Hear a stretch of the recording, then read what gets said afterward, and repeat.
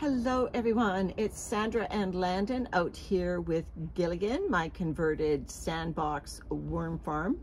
You can see Gilligan's temperature is just hovering about 61, 62 degrees Fahrenheit, so about 16 degrees Celsius. That is the point that our thermostatically controlled seed heating mat will come on. So it shows me that the composting action, at least where the probe is, which is probably central to this hump of bedding, has slowed or stopped. So Landon and I are going to bump it up again today to get some more action. Okay, so we've taken the layers of cardboard off and we've taken the burlap mat and we're digging down. I hope the video is picking up what Landon and I are seeing, and that this material is turning to this lovely rich black color. Still lots of remnants of needles. These are full-blown leaf stems that are going to take a while to compost. And then this is our needle from our huge pine tree, a double needle. So they are going to take a while, and you know, our experience with Gilligan shows us that we may very well be sifting some of this more woody debris if we need it for like seed starting mix and everything. But if we're just going to be putting it in our garden, then it would be just fine. Now we've got projected timing for this is 3 more months of composting before we'll be harvesting Gilligan. So I want to start slowing down on the addition of these slow carbons, and we'll probably be switching to cardboard and office paper, shredded, so that Gilligan can take care of it faster than he can these leaves that are straight from our maple tree, because these stems are almost woody. They're quite thick. So I'm going to open it up a bit and we'll show you the feeding zone. All right, so I've just lifted up an egg carton here. I've been routinely feeding in these egg cartons. There are worms throughout. So let me just lift this up. I'm lifting this egg carton up and over. And remember, Landon did a tumble of this material as well. So down this pit, this is where we're into the original layer of egg cartons. And so every time I get the chance, I try to just bring material up from the bottom of this bin. Is this necessary? No, but I do think it aids in speeding of this bin. If I didn't do this, I think Gilligan would finish on his own, but maybe take 6 months instead of the, 6 more months rather than the projected 3 that I'm hoping for. So there's a burlap mat mixed up in there. And there we go. Okay, so just pushing this material over. Let's take a look inside this egg carton. So you see how the worms love the egg cartons. This one has not been fed in directly, but you can see lots of worms here playing in the egg cartons. So I don't want to disturb them more than necessary. I've got a glove on my hand today because I cut myself yesterday. So always a wise precaution to take. If you've got an open cut on your hand, not to put it into any soil. Not that a worm bin is more pathogenic than your garden, but you know, always could get some kind of a soil-borne bacteria that would make a sore harder to heal. So good precaution to take. All right, so I think I've disturbed these worms enough. There's some more worms coming up with this old feeding zone.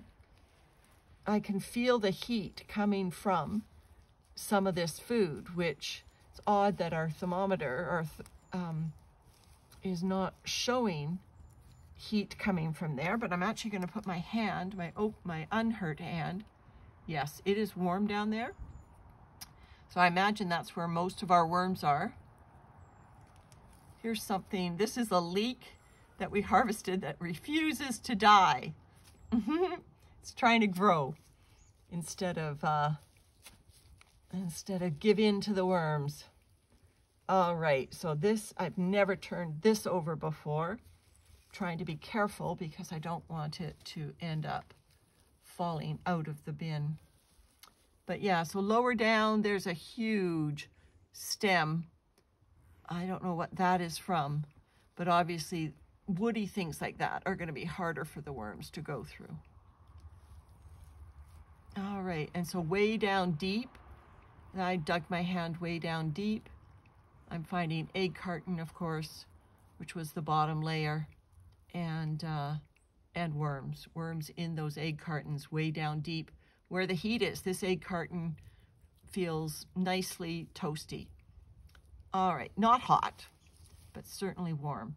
I haven't given composting action to this far end of the bin, so I think I'm going to do that today. And I'll get the food in and then we'll bring you back. Same pumpkin laced coffee, or coffee laced with pumpkin, that we used the other day. Now this heated up quite a bit when we did it the last time. So this time I am spreading it out over a wider swath rather than just dumping it, and hoping that this gives just the right amount of supplemental heat.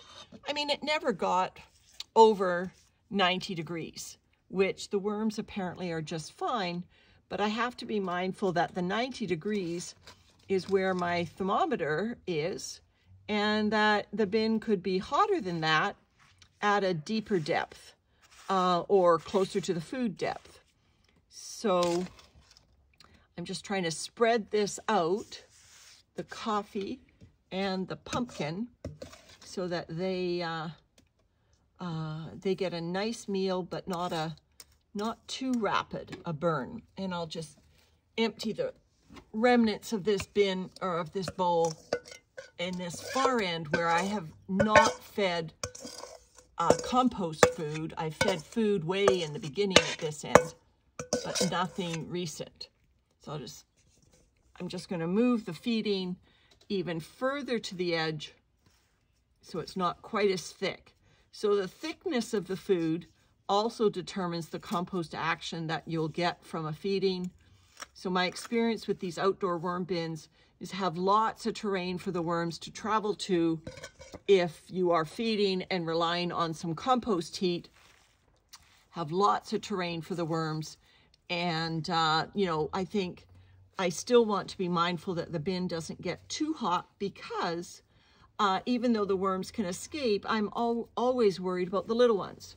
Little ones, or the cocoons that are caught in an area that might heat up, say over 100 or even 95 degrees Fahrenheit, which is supposedly the temperature at which red worms would not survive. At those temperatures, I don't think wisps could get out of the way, and I don't know that that the cocoons would survive. Somebody, if you have knowledge in that, please let me know, because I you know, definitely we keep an eye on this bin, and when it gets to 90, Landon and I open the lid, take off the insulating cardboard, and certainly our winter temperatures are cool enough that they've always managed to bring the bin down. If the bin doesn't cool, our fallback plan, if we're going to bed one night and the bin is not cooled below 90, is to add some frozen like food, like ice cubes, actually, not even food. All right, so that's Gilligan today. Starting to wind down on adding more carbon. I think next time I'll build the hump up with some cardboard and office paper and give him a break from the leaves. So it's goodbye from Sandra and Landon. We're doing this twilight worm farming again. Can you tell that we're having our granddaughters here for Christmas? All right, take care. Bye for now.